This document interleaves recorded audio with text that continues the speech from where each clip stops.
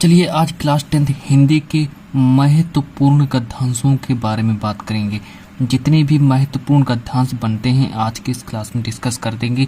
और जो आपके ये जो 6 नंबर हैं, चलिए ये जो आपके 6 नंबर हैं आज की इस क्लास में कंप्लीट कर देंगे। चलिए आज की इस क्लास में स्टूडेंट्स आपके 6 नंबर कंप्लीट हो जाएंगे। बेसिकली अब हम देख लेते हैं कि हमारा कौन सा गद्यांश है। चलिए ये देखिएगा, मेरा एक महत्वपूर्ण गद्यांश है जो बेसिकली मैंने क्लास 10th के चैप्टर, आप लोग बताएं मैंने किस चैप्टर से उठाया है। अगर आप लोगों ने ये बता दिया कि मैंने ये जो गद्यांश है किस चैप्टर से उठाया है तो स्टूडेंट्स आपके 6 नंबर कंप्लीट हो जाएंगे। स्टूडेंट्स आपको 6 नंबर कंप्लीट कर हो जाएंगे, आपको 6 नंबर कंप्लीट मिल जाएंगे। चलिए बेसिकली आप लोग बताइए कि पहले पहाड़ काटकर उसे खोखला कर दिया गया, फिर उसमें सुंदर भवन बना लिए गए। चलिए बेसिकली आप लोग बता सकते हैं कि यह जो गद्यांश है मैंने किस चैप्टर से उठाया है। चलिए जो बेसिकली आपको क्लास 10th में सिर्फ 4 चैप्टर सिर्फ आपको पढ़ने पड़ेंगे। जो पहला चैप्टर है मित्रता, चलिए मित्रता जो पहला चैप्टर है, और जो सेकंड चैप्टर है वो आपका ममता चैप्टर है। चलिए ममता, और साथ ही साथ में भारतीय संस्कृति को भी पढ़ना पड़ेगा। और इसके बाद जो आपका नेक्स्ट चैप्टर है अजंता, चलिए अजंता चैप्टर है। ये 4 चैप्टर हैं और बेसिकली इन चारों चैप्टरों में से आप लोग बता सकते हैं कि हमने किस चैप्टर से इस प्रश्न को उठाया। पहले हम ये डिस्कस कर लेते हैं कि हमसे जो 6 नंबर पूछे जाएंगे वो किस तरीके से पूछे जाएंगे। चलिए 6 नंबर देख लीजिए हमसे किस तरीके से पूछे जाएंगे, उनके बारे में भी डिस्कस कर लेते। चलिए इस गद्यांश से संबंधित महत्वपूर्ण प्रश्नोत्तर को भी देख लीजिए। गद्यांश से संबंधित महत्वपूर्ण प्रश्नोत्तर को भी देख लो स्टूडेंट्स। कौन कौन से हैं ऐसे महत्वपूर्ण प्रश्नोत्तर जिनके बारे में आज हम डिस्कस करेंगे। और चलिए अगर स्टूडेंट्स अगर हम गद्यांश का संदर्भ लिख देते हैं तो हमको 2 नंबर मिल जाएंगे। चलिए तो हमको कितने नंबर मिल जाएंगे? 2 नंबर मिल जाएंगे। चलिए हम ये सब लिखाएंगे, आप लोग टेंशन ना लें, सब लिखाएंगे। पहले समझ लो कि हम किसके बारे में डिस्कस कर रहे हैं। अभी लिखाएंगे स्टूडेंट्स, टेंशन मत लो। नेक्स्ट है कि स्टूडेंट्स की रेखांकित अंश की व्याख्या करो। चलिए रेखांकित अंश की व्याख्या करो। अगर हम व्याख्या कर देते हैं तो मेरे 2 नंबर कंप्लीट हो जाएंगे। चलिए फिर नेक्स्ट मेरा है प्रश्न कि पहाड़ों को जीवन कैसे बनाया गया, इसका मैं आंसर लिख रहा है। और अगर हम आंसर लिख देते हैं तो हमको 2 नंबर मिल जाएंगे। और ये जो मेरा टोटल योग मिलाकर हुआ, ये मेरा टोटल योग 6 अंकों का पहुंच जाएगा और हमको फ्री के 6 नंबर मिल जाएंगे। तो जब तक हमें ये नहीं पता होगा कि ये जो गद्यांश है किस चैप्टर से लिया गया है, सो बेसिकली ये जो गद्यांश है किस चैप्टर से लिया गया है, अगर हमने ये बता दिया तो स्टूडेंट्स मेरे 6 नंबर कंप्लीट हो जाएंगे। चलिए अब हम बात करते हैं कि क्या है। देखिए पहले इसको पढ़ते हैं गद्यांश को, कि पहले पहाड़ काटकर उसे खोखला कर दिया गया, फिर उसमें सुंदर भवन बना लिए गए, जहां खंभों पर उभरी मूर्तें विहंस उठी, भीतर की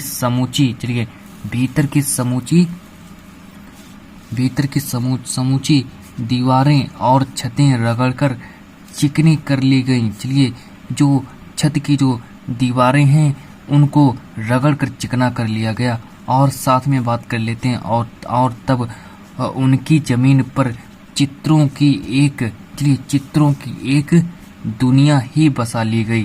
चलिए पहले अभी ये गद्यांश आपका पूरा नहीं है और आगे बात कर लेते हैं। चलिए पहले प्लास्टर लगाकर, चलिए प्लास्टर मतलब समझ रहे होंगे और बेसिकली हमें ये बताने की आवश्यकता नहीं है, आप लोग समझ चुके होंगे कि प्लास्टर लगाकर आचार्यों ने उन पर लहराती रेखाओं में चित्रों की काया सिरज दी। फिर अनेक चेले कलावंतों ने उनमें रंग भरकर प्राण फूंक दिए। फिर तो दीवारें उमग उठी, पहाड़ पुलकित हो उठे। चलिए इसमें हमें ना तो कोई चैप्टर का नाम दिया गया है, सो बेसिकली अब तो मुझे ढूंढना कठिन लगा है। तो बेसिकली मैंने ये जो आपका जो गद्यांश है इसको मैंने आपका जो चैप्टर है अजंता, चलिए अजंता चैप्टर उठाया है मैंने इस गद्यांश को, जो कि बहुत ही महत्वपूर्ण गद्यांश है। सो बेसिकली अब हम बात करते हैं इसका जो संदर्भ है, संदर्भ कैसे लिखेंगे। चलिए संदर्भ पहले देख लेते हैं और 6 नंबर आप लोग यहीं पर लिख लीजिएगा। पहले हम आपको संदर्भ लिखा देते हैं कि इसका जो संदर्भ है स्टूडेंट्स किस तरीके से लिखा जाएगा। चलिए अब हम आपकी स्क्रीन पर लाते हैं संदर्भ। चलिए संदर्भ देख लेते हैं, संदर्भ कैसे लिखेंगे इसका। चलिए पहले यहाँ पर हेडिंग डालेंगे संदर्भ। चलिए संदर्भ हेडिंग डालेंगे। अब लिखना स्टार्ट करेंगे कि कैसे लिखेंगे स्टूडेंट्स, बात कर लेते हैं कि प्रस्तुत गद्यांश भगवत शरण उपाध्याय। चलिए अजंता के लेखक कौन है स्टूडेंट्स, अजंता के लेखक हैं भगवत शरण उपाध्याय, याद रखेंगे। पाठ से उद्धृत है। चलिए 2 नंबर कंप्लीट हो गए, 2 नंबर स्टूडेंट्स, ये आपके 2 नंबर मैंने कंप्लीट करा दिए। चलिए 2 नंबर कंप्लीट हो गए। और बेसिकली जो मुझसे पूछे रहेंगे, बेसिकली जो स्टूडेंट्स हमसे, अब देखिए स्टूडेंट्स, मैं संदर्भ के बारे में बात कर चुका हूँ। चलिए संदर्भ के बारे में बात कर लिया मैंने, और ये आपके 2 नंबर कंप्लीट हो गए। अब बात करते हैं कि रेखांकित अंशों की जो व्याख्या है, व्याख्या कैसे करेंगे, ये 2 नंबर और देख लीजिएगा। रेखांकित अंश की व्याख्या देख लीजिएगा। चलिए रेखांकित अंश की व्याख्या के बारे में बात करते हैं कि, और बिल्कुल स्टूडेंट्स बिल्कुल शॉर्टकट में बात करेंगे और आपको ऐसे ही समझा देंगे। चलिए बात कर लेते हैं कि, चलिए लिखना स्टार्ट करें रेखांकित अंश की व्याख्या। चलिए व्याख्या यहाँ से लिखेंगे व्याख्या को, कि अब किस तरीके से लिखेंगे व्याख्या, और पूरा हम आपको डिटेल में समझा देंगे। और चलिए कि प्रस्तुत गद्यांश में लेखक का कहना है कि गुफा की भीतरी दीवारें और छतों को रगड़ कर चिकना बना लिया गया। चलिए इतना अगर, और सो बेसिकली आप लोगों को इतना समझ में आ गया होगा। और चलिए और आगे बात कर लेते हैं कि जो प्रस्तुत गद्यांश में जो लेखक का क्या कहना है। लेखक का कहना है कि गुफा की जो भीतरी जो दीवारें हैं, गुफा की जो भीतरी दीवारें हैं और छतों को रगड़ कर कैसा बना दिया गया है, चिकना बना लिया गया है। चलिए तत्पश्चात फिर इसका आगे क्या होता है और उसके बारे में भी डिस्कस कर लेते हैं। चलिए कि तत्पश्चात उस चिकनी पृष्ठभूमि पर चित्रकारों के द्वारा अनेक चित्र बना लिए गए। जो भी उसमें जो चित्रकार था, जो पृष्ठभूमि थी, उन पर क्या हुआ, उन पर चित्र बना लिए गए।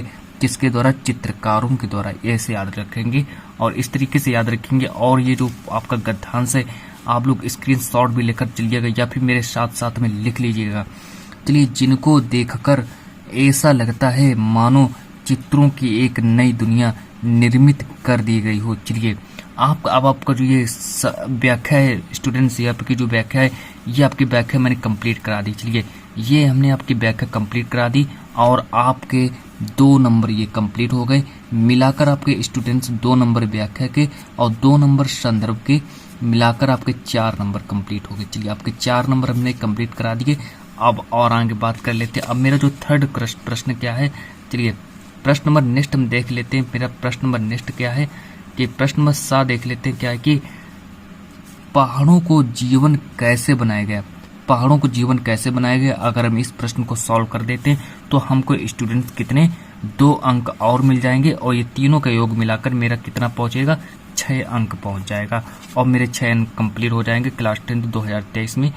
चलिए बात कर लेते हैं कि 7 नंबर है ना स्टूडेंट्स, चलिए उसको भी लाते हैं। चलिए उसको भी लाते हैं, आप लोग टेंशन ना लें, उसको भी लाते हैं। चलिए उसका संदर्भ देख लीजिए किस तरीके से लिखेंगे। 7 नंबर है और यहाँ से लिखना स्टार्ट करेंगे, यहाँ से। चलिए पहाड़ों को काटकर भवन का रूप दिया गया। जो पहाड़ जो थे उसको काट दिया गया और उसको किसका रूप दिया गया, भवन का रूप दिया गया। चलिए और आगे बात कर लेते हैं। दीवारें जो हैं और जो छतें हैं और जो खंभे हो गए, खंभा समझ रहे होंगे, खंभों को चिकना कर उन पर क्या किया गया, उन पर सजीव चित्र निर्मित किए गए। चलिए उन पर सजीव चित्र निर्मित किए गए और इतना आप लोगों को समझ में आ गया होगा बेसिकली।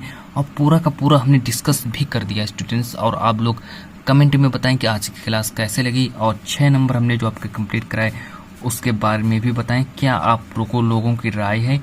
और मिलते हैं नेक्स्ट वीडियो में। आज के इस क्लास को इतना ही रखते हैं।